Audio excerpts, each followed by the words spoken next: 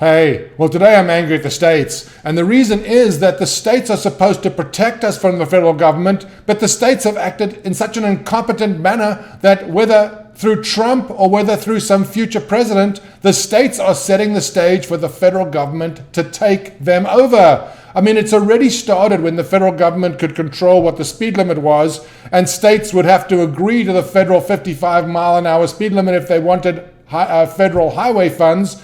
And then the federal government put its tentacles deeper and deeper into the states. And the states now really are dependent on the federal government. I mean, look at California begging for help. All of these states begging for help. These states have set themselves up so that the federal government will be justified, if not invited, to go in and take over.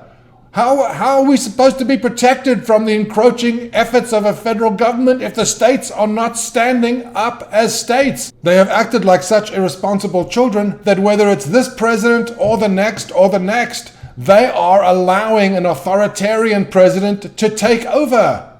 Why are they behaving in such a way? They should be strong and protecting us from the federal government.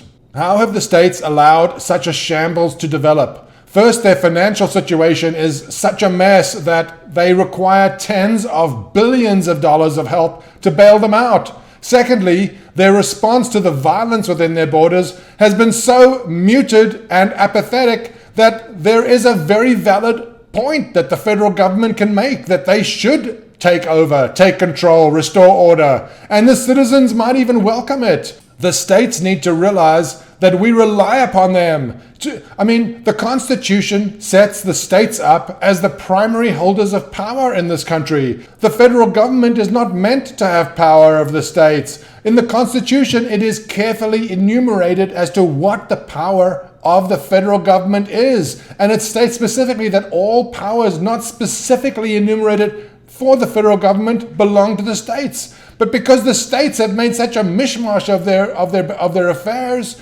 financial, criminal, corruption endemic across the nation, it's only a matter of time before even the citizens welcome the federal government in. What happens then? Are we a different nation, not United States any longer, but just a union? Are the states going to have any identity left? Do they deserve any identity? They need to get their affairs in order, financial and criminal. If they wish to retain any sense of identity, now is the time, because they are allowing a situation to develop that is going to allow this president or the next to swoop in, and the state's power will be gone and the federal government will reign supreme. And then it seems unlikely that we will be able to call ourselves the United States any longer. Please, let's wake up.